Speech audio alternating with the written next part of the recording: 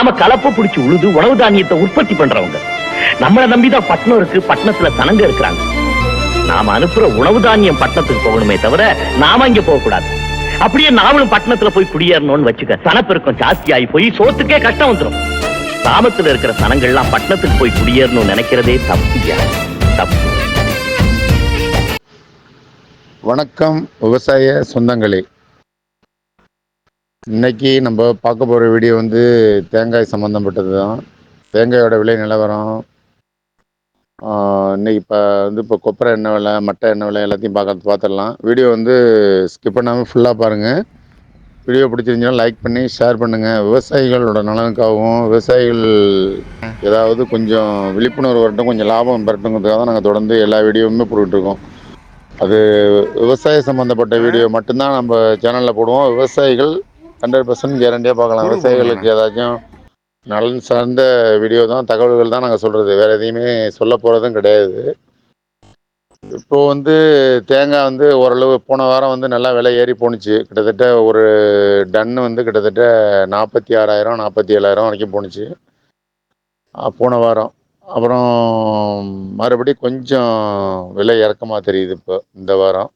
இப்போ 44 45 ஒரு டன்னுக்கு 1000 2000 இறங்கியிருக்கு. அது என்ன காரணம் அப்படின்னு சொல்ல போனோம்னா, எலெக்ஷன் அறிவிச்சதுக்கப்புறம் இந்த எலெக்ஷன் அறிவிச்சது ஒரு காரணம். அதுக்கப்புறம் வந்து சண்டை போடுறதுனால, இந்த சண்டை நடந்துகிட்டு இருக்குல்ல, ஈரான் இஸ்ரேல் அமெரிக்கா இதெல்லாம் சண்டை நடக்கிறதுனால கொஞ்சம் வெளிநாட்டுக்கு போகிறதெல்லாம் கொஞ்சம் தடைப்பட்டிருக்கு. எக்ஸ்போர்ட்லாம் கொஞ்சம் நிப்பாட்டி இருக்கிறதுனால விலை ஏறிக்கிட்டு இருக்கு அப்படிங்கிற மாதிரி சொல்கிறாங்க. அந்த எலெக்ஷன் என்னன்னு நினச்சிங்கன்னா, நீங்கள் எலெக்ஷன் அறிவிச்சதுக்கப்புறம் அங்கேருந்து வர்ற இந்த வட மாநில தொழிலாளர்கள்லாம் கொஞ்சம் வர்றது எல்லாம் இந்த எலெக்ஷன் முடிஞ்சு வரலாங்கிற மாதிரி கொஞ்சம் பிரேக் ஆகிட்ட மாதிரி சொல்கிறாங்க. அதனாலேயே கொஞ்சம் நடவுக்கு எல்லாத்தையுமே கொஞ்சம் கொஞ்சம் டிமாண்டாக தான் இருக்குது. அதாவது இந்த வட இந்தியர்கள் வந்து நட்டுக்கிட்டு இருக்காங்கல்ல நடவுக்கு, அந்த மாதிரி கான்ட்ராக்ட் பேசி அவங்களுமே அந்த காரணத்தை சொன்னாங்கன்னா 20 நாள் தானே, கிட்டத்தட்ட 20-25 நாள் தான் இருக்குது அப்படிங்கிற மாதிரி. மற்றபடி தேங்காய் வந்து தேங்காயோட வரத்து வந்து போன மாதம்லாம் எக்கச்சக்கமாக வந்துக்கிட்டு இருந்துச்சு. அதாவது இப்போ ஒரு எக்ஸாம்பிளுக்கு 5000 வெட்டுற தேங்காய் தோப்பில் வந்து 10,000 வந்துக்கிட்டு இருந்துச்சு. 10,000 வெட்டுறவங்க 20,000 வெட்டிக்கிட்டு இருந்தாங்க. அந்த மாதிரி கம்மியான வரத்து வந்துக்கிட்டு இருந்துச்சு. அந்த வரத்து காரணமாக தான் வந்து விலை வந்து இறங்குனுச்சுன்னு சொல்லி ஒரு காரணம் சொன்னாங்க. அதுக்கப்புறம் இப்போ கொஞ்சம் நார்மலாக இருக்குன்னு வச்சுக்கோங்களேன். இந்த வெட்டுக்கு வந்து இப்போ இந்த வெட்டெல்லாம் வந்து கொஞ்சம் சாதாரணமாக இயல்பு நிலைக்கு திரும்பிட்டுன்னு வச்சுக்கோங்களேன். அதாவது எப்பவும் போல் அந்த மாதிரி வந்துகிட்டு இருக்கு. இன்னும் ஒரு காரணம் ஒன்று. இன்னொன்று, இளநி எக்கச்சக்கமான இளநி போக ஆரம்பிச்சிருச்சு. இளநி வந்து கிட்டத்தட்ட டன்னேஜில் வாங்குறது வந்து இந்த பொள்ளாச்சி அந்த சைட்லாம் வந்து டன்னில் தான் வாங்கிட்டு இருக்காங்க. 14,000 15,000 இந்த மாதிரி.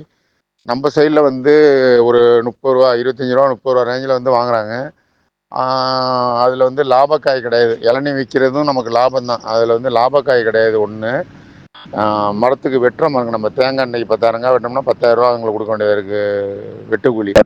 8,000 இருந்துச்சு. அதாவது ஒரு தேங்காய்க்கு 80 காசு இருந்துச்சு, அதை இப்போ 90 காசாக மாற்றினாங்க. சில இடத்துலலாம் 1 ரூபாலாம் வாங்கிட்டு இருக்காங்களாம். தேங்காய் நிறையா நிறைய தேங்காய் நிறையா விழுவுற சின்ன தோப்பாக இருந்துச்சுன்னா ஒரு 90 காசு. இப்போ நம்மள்ட்டலாம் அந்த மாதிரி தான் வாங்கிட்டு இருக்காங்க. சில இடத்துல வந்து 1 ரூபா வாங்குறாங்க ஒரு காய்க்கு. உங்கள் ஏரியாவில் எப்படி வாங்குறாங்கிறத நீங்கள் கமெண்டில் சொல்லுங்கள். எவ்வளோ கொடுக்குறீங்க, எவ்வளோ வாங்கிட்டு இருக்காங்கன்னு. மரத்து கணக்கில் வந்து ஏறி வெட்டுறவங்களும் இருக்காங்க சில பேர். அது கூட மரத்தில் உள்ள மட்டை கட்டையெல்லாம் சுத்தம் பண்ணி விட்ருவாங்க. அது மாதிரி தொல்லை இருக்காது. நம்ம ஏரியாவில் வந்து கம்பு வச்சு தான் வெட்டுவாங்க. அதில் தேங்காய் அவங்க வெட்டிட்டு போனதுலேருந்து வெட்டிட்டு போய் அங்கிட்ட ஒரு வாரம் ஆகும். ஒரு வாரத்துலேருந்தே தேங்காய் கொட்ட ஆரம்பிச்சிடும். அதில் வந்து அது வந்து அந்தளவுக்கு சுத்தமாக இருக்காது. அதே நேரத்தில் இளநியும் அறுத்து விட்ருவாங்க. தவறுதலா இளநீ இந்த மாதிரி ஒரு 3/4 தேங்காய் 1/2 தேங்காயும் அறுத்து விட்ருவாங்க. அதை நம்ம வந்து கை பார்க்கும்போது நம்ம ஒதுக்கி அது நம்மளுக்கு தான் வரும். இந்த மாதிரி சில விஷயங்கள்லாம் இந்த கம்பால் வெட்டுறதுல இருக்குது, கீழேருந்து வெட்டுறதுல. ஏறி வெட்டுறது பரவாயில்ல தான், மரத்தையும் சுத்தம் பண்ணிடலாம். அது அது ஒன்று. அது இளநீரில் வந்து நமக்கு என்னென்னா வெட்டுக்கூலி கிடையாது, லாபக்காய் கிடையாது.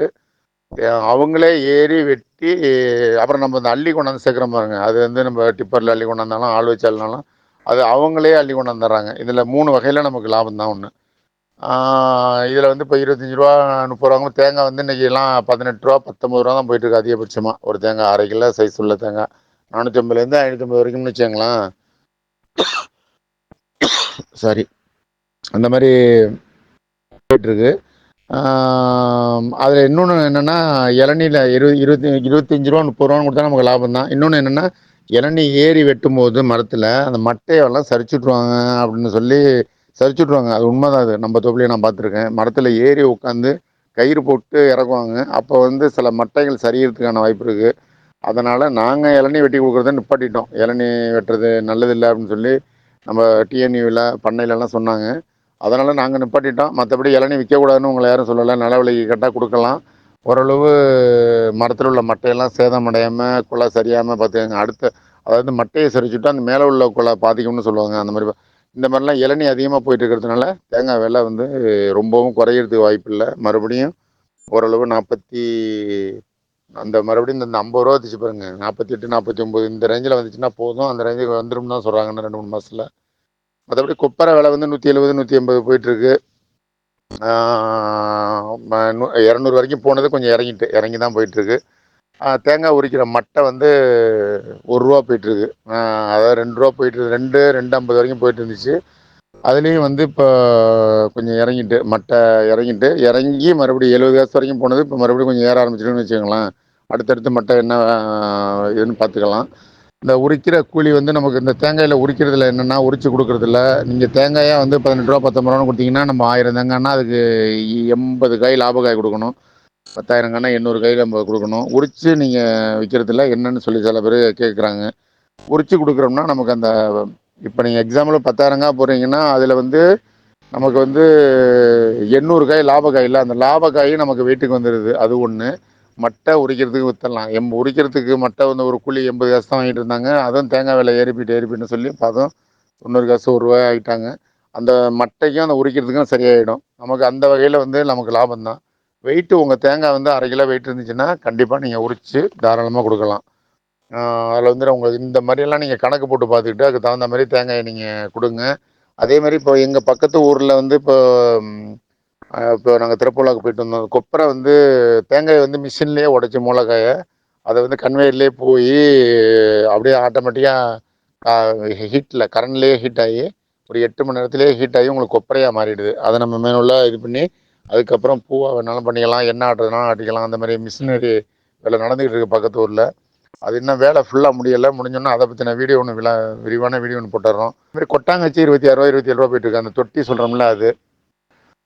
அதனால் இந்த மாதிரி எல்லாமே தேங்காயில் வந்து எல்லாமே நமக்கு லாபம் தான். எல்லாமே எந்த வகையில் நீங்கள் பார்க்க போனால் தொழில் தொடங்கணும் அதுக்கான ஆலோசனை சொல்லுங்கள் அப்படின்னு ஆலோசனைலாம் கிடையாது. நீங்கள் தேங்காய் தொழில் பண்ணணும்னு நினைக்கிறவங்க கொஞ்சமாக இந்த மாதிரி நீங்கள் பண்ண ஆரம்பிச்சிங்கன்னா அப்போ நீங்கள் எல்லாமே தெரிஞ்சுக்குவீங்க.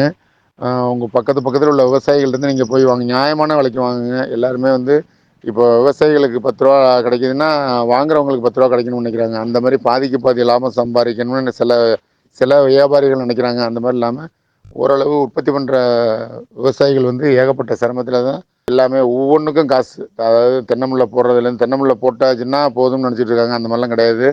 தென்னமுல்லை போட்டதுலேருந்து அதை பராமரித்து பிள்ளைய பராமரிக்கிற மாதிரி தான் பராமரித்து அதுக்கப்புறம் அதை ஒரு மாதத்துக்கு 2-3 தண்ணி பாய்ச்சி அதுக்கப்புறம் சீக்கிரம் இல்லாமல் பண்ணி எரு வச்சு அதுக்கப்புறம் தேங்காய் வெட்டி அதை அள்ளி கொண்டாந்து ஒன்று சேர்த்து எல்லாம் பண்ணுறது வரைக்கும் ஏகப்பட்ட செலவாகுது. அதனால் ஓரளவு நியாயமான விலைக்கு எடுங்க.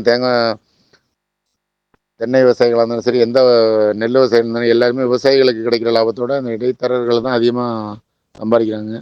அந்த மாதிரி தேங்காய் தொழில் பண்ணணும்னு நினைக்கிறவங்க தாராளமாக பண்ணுங்கள். கொஞ்சமாக பண்ணுங்கள். போக எல்லாத்தையுமே தெரிஞ்சுக்கிட்டு அதுக்கு தகுந்த மாதிரி பண்ணலாம். வீடியோவில் ஏதாவது டவுட்னா கமெண்ட் பண்ணுங்கள். மற்றபடி நான் சொன்ன விலை வந்து குடிமிக்காய்க்கு சொன்னேன். எங்கள் ஸ்பாட்டில் உள்ள ரேட்டு சொன்னேன். அதாவது டெல்டாவில் உள்ள ஸ்பாட் ரேட்டு இன்றைக்கி வந்து 45, 46 போயிட்டுருக்கு. மூளைக்காய் வந்து மூளைக்காயும் கிட்டத்தட்ட அந்த ரேஞ்சில் தான் போயிட்டுருக்கு. அது காங்காயம் கொப்பரைக்கு போகிறதுனால அந்த ரேஞ்சில் போயிருக்கு. கசங்கல் தேங்காய் வந்து ஒரு டன் வந்து 49, 50 ரூபா வரைக்கும் போயிட்டுருக்கு கசங்கல். அது மாதிரி பார்த்துக்கங்க. பிஸ்கட் கலருங்கிறது தான் நான் சொல்கிற ரேட்டு. எங்கள் இடத்துல உள்ள ரேட்டு. அதுக்கப்புறம் கை பார்க்குறது, அதை ஏற்றுறது, படுதா போடுறது அனைத்துமே தனி. வண்டி வாடகை எல்லாமே தனி. ஸ்பாட் ரேட் தான் நான் சொல்கிறது. ஏதாவது டவுட்னா கமெண்ட் பண்ணுங்கள். மீண்டும் ஒரு நல்ல வீடியோவில் சந்திப்போம். நன்றி, வணக்கம்.